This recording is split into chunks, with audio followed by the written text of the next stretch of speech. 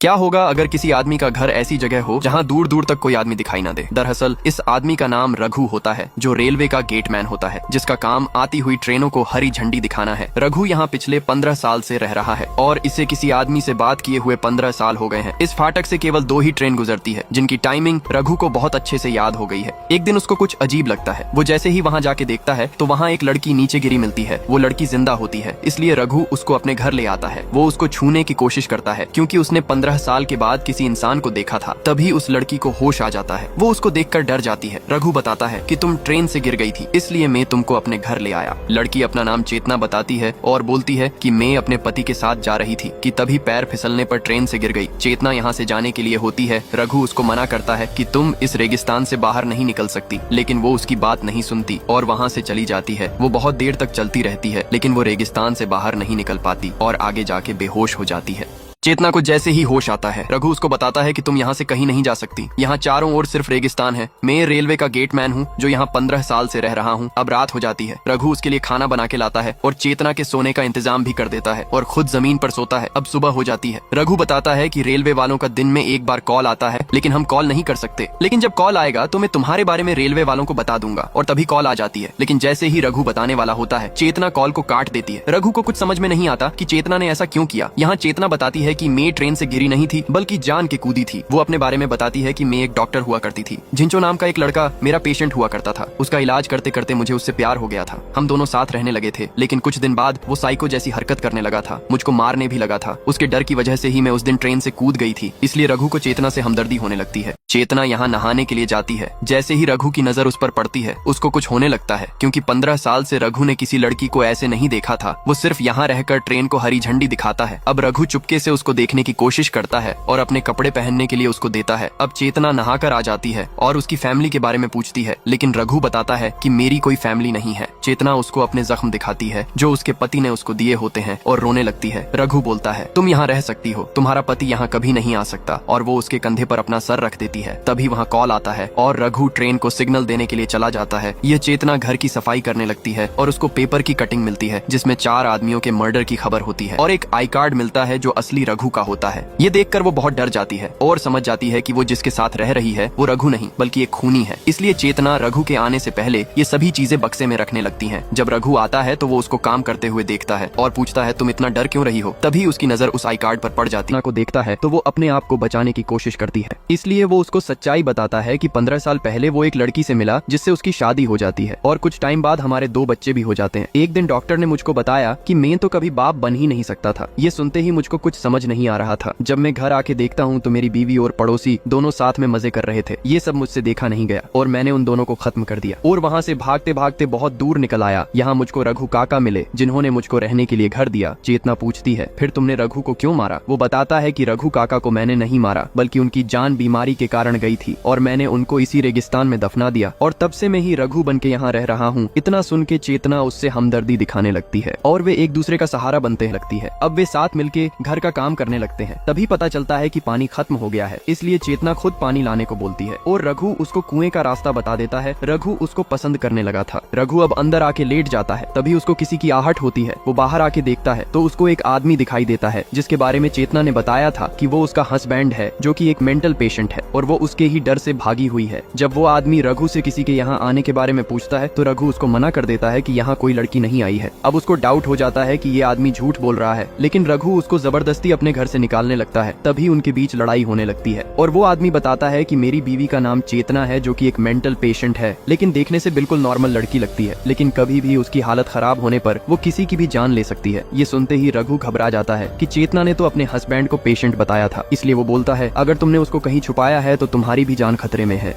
रघु ये बोल के कि तुम्हारी बीवी चेतना यहाँ नहीं है, घर के अंदर आ जाता है। तभी वो आदमी भी अंदर आ जाता है और उसकी नजर चेतना के कपड़ों पर जाती है और वो समझ जाता है कि चेतना यहीं पर है। इसलिए रघु को मारते मारते उसका सुअर बना देता है। तभी रघु के हाथ में रोड आ जाती और वो उसके रोड मार देता है और वो आदमी शिखा नाम चिल्लाता है। रघु पूछता है, उसका नाम तो चेतना है। वो बताता है, उसका नाम शिखा है, वो एक मेंटल पेशेंट है, वो तुझको भी मार देगी। अब रघु को उस पर थोड़ा विश्वास होने लगता है। यहाँ चेतना कुएं से पानी भरने आई थी, तभी यहाँ रघु आ जाता है और वो जैसे ही उसका नाम शिखा उठा लेता है उसको बहुत बड़ा शौक लगता है और वो बोलती है कि वो आदमी यहाँ आ गया है ना। रघु पूछता है तुमने मुझसे झूठ क्यों बोला। वो बताती कि मैंने झूठ नहीं बोला, शिखा उस आदमी की पहली बीवी थी जिसको उसने मार दिया है क्योंकि वो आदमी पागल है। लेकिन रघु को उस पर विश्वास नहीं होता। रघु बोलता है मुझको समझ नहीं आता कि तुम दोनों में सच कौन बोल रहा है। और चेतना उस आदमी के सामने आ जाती है। वो आदमी बोलता तुमने मेरे साथ ऐसा क्यों किया, चलो हम दोनों वापस चलते हैं। और वो उसको लेके जाने लगता है। तभी वो आदमी रघु को थोड़े पैसे देने आता है। तभी चेतना पीछे से उसके वो रोड मार देती है और खुद रोने भी लगती है। लेकिन रघु बोलता है तुमने बिल्कुल सही किया, इसके अलावा हम कुछ कर भी नहीं सकते थे। अगर तुम इसको नहीं मारती तो मैं इसको मार देता। लेकिन तभी चेतना बोलती है कि तुम कुछ मत बोलो, तुम तो इस पागल की बातों में आकर मुझको इसके साथ भेज रहे थे। मैं तुमको बोलती थी कि ये एक मेंटल पेशेंट है जो मुझको बहुत मारा भी करता था, फिर भी तुम मुझे इसके साथ मरने के लिए भेज रहे थे। तभी वो आदमी वापस उठने लगता है और वे दोनों उसको देखकर डर जाते हैं। लेकिन तभी रघु उसको लोहे की रोड से मारने लगता है और उसका काम खत्म कर देता है। चेतना रघु को ऐसे देखकर डर जाती है। तभी रघु बोलता है कि हमको इसे यहीं पर गाड़ना होगा। इसलिए चेतना उस आदमी को गाड़ने का इंतजाम करने चली जाती है और रघु उसके पास बैठा ही था कि तेज हवा से उसके पैसे उड़ने लगते हैं। तभी रघु उसका पर्स उठाकर उसके अंदर जितने पैसे होते हैं सबको निकालकर अपनी जेब में रखने लगता है। तभी रघु को एक पर्चा मिलता है जिस पर डॉक्टर राठौड़ लिखा होता है और शिखा उसकी पेशेंट होती है। वो अब समझ गया था कि पागल ये आदमी नहीं बल्कि वो चेतना ही थी। रघु जैसे ही पीछे देखता है चेतना पीछे ही खड़ी होती है। रघु की जब नजर बाथरूम की ओर पड़ती है तो वह देखता है कि चेतना नहाने के लिए अपने कपड़े निकाल रही है। रघु अपनी नजर नीचे करने की कोशिश करता है लेकिन उसको कुछ होने लगता है। वो अपने इमोशन कंट्रोल नहीं कर पा रहा था क्योंकि 10 साल के बाद उसने किसी लड़की को ऐसे देखा था। वो अपनी नजर चेतना से हटा नहीं पा रहा था। रघु अब चेतना के पास ही आ जाता है और पास से चेतना को देखने का ट्राई करता है। अब चेतना उसको साफ दिखाई दे रही थी। तभी वहाँ एक गधा आ जाता है और रघु उससे डिस्टर्ब होने लगता है। तभी चेतना को पता चल जाता है और वो बदन पूछने के लिए एक टॉवेल मांगती है और रघु बहुत अच्छे से उसको पकड़ा देता है। तभी चेतना उससे अपने लिए कुछ पहनने के लिए मांगती है। यहाँ रघु बक्से से अपने कपड़े निकालता है जिनमें से कुछ में बदबू भी आ रही होती है और उनमें से एक जोड़ा चेतना को पकड़ा देता है। रघु खुद भी नए कपड़े पहनता है। तभी चेतना भी आ जाती है। चेतना पूछती है तुम यहाँ करते क्या हो। वो बताता है मैं सुबह 5 बजे उठ जाता हूँ और जब ट्रेन आने को होती है तो उसको हरी झंडी दिखाता हूँ और ऐसा करते हुए मुझको यहाँ 10 साल हो गए हैं। रघु उसको एक दवाई दिखाता है अपनी चोट पर लगाने के लिए।